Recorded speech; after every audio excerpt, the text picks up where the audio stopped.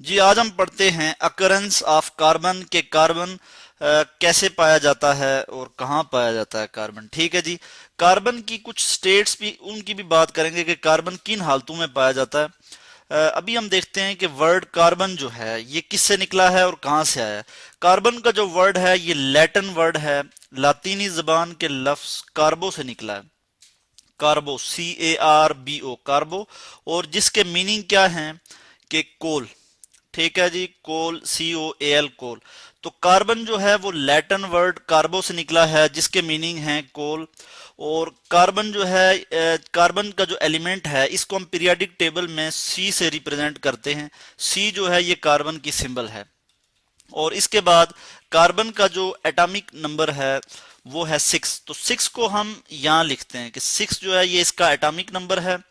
और कार्बन जो है वो किस ग्रुप में पाया जाता है, तो हम देखते हैं कि कार्बन जो है वो 4A ग्रुप में पाया जाता है, 4A।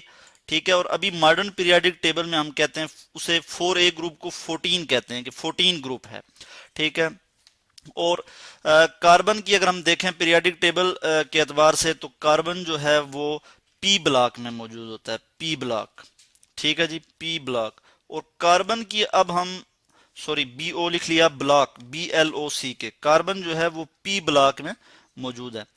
कार्बन की हम इलेक्ट्रॉनिक कन्फिगुरेशन की अगर हम बात करें तो कार्बन चूंकि 6 इसका एटॉमिक नंबर है तो 6 जो है 6 ही इसमें इलेक्ट्रॉन होंगे। तो फर्स्ट शेल जो होता है वो क्या होता है, के होता है फर्स्ट शेल। इसको मैं आपको दिखा देता हूँ। फर्स्ट शेल क्या है, के। सेकंड शेल एल है। और थर्ड शेल एम। और फिर एन शेल है।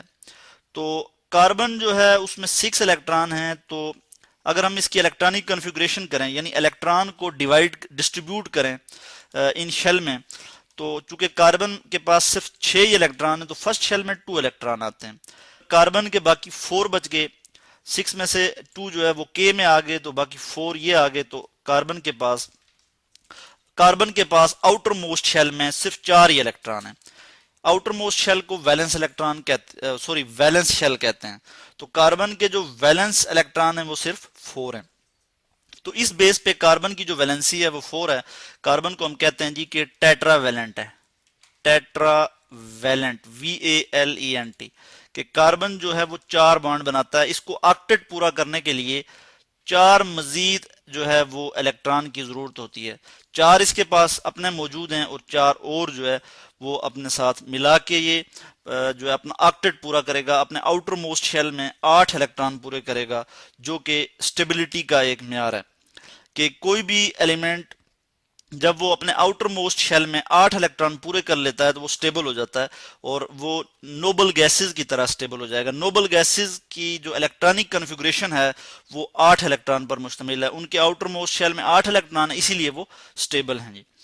तो ये हमने बात की कि कार्बन की पीरियोडिक टेबल के एतबार से कि किस ग्रुप में मौजूद है और कार्बन की इलेक्ट्रॉनिक कन्फिगुरेशन क्या है।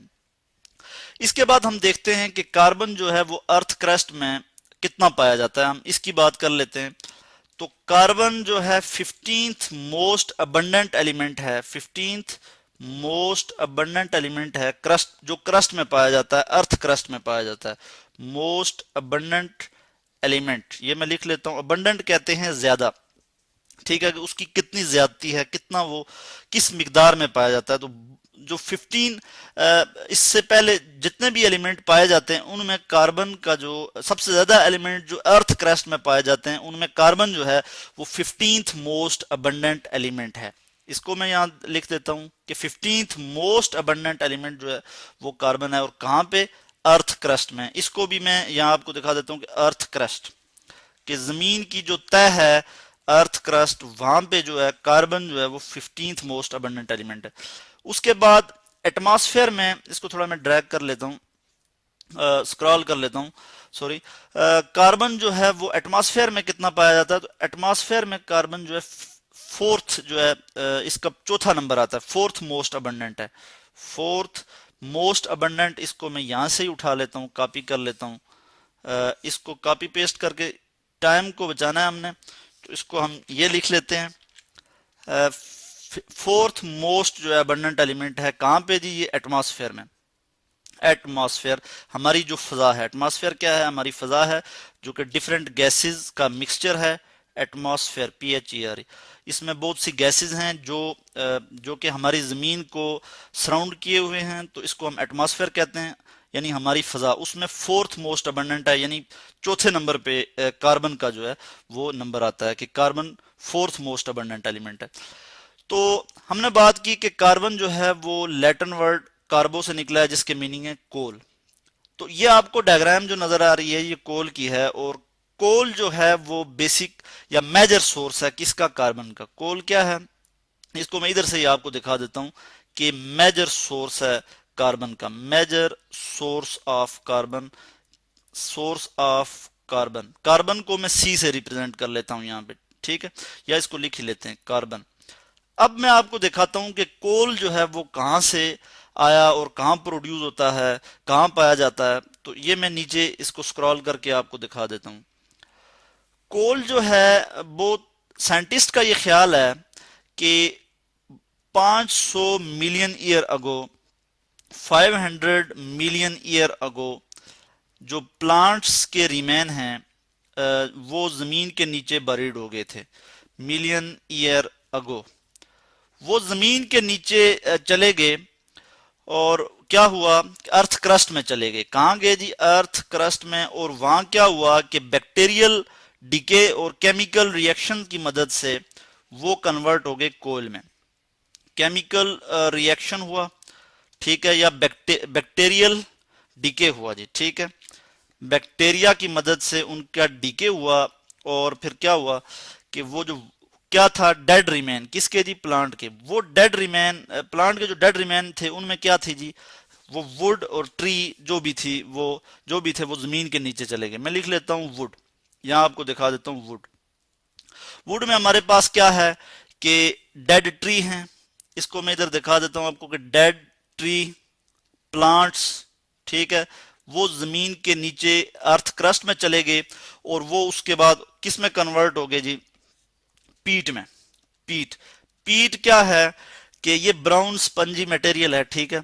और कैसे कन्वर्ट हुए कि बैक्टीरियल केमिकल रिएक्शन और ये बैक्टीरियल, इसको मैं ऐसे करके एरो से यहां लिख लेता हूं कि ये जो है केमिकल रिएक्शन और बैक्टीरियल डीके से जो है वो पीट में कन्वर्ट हो गए।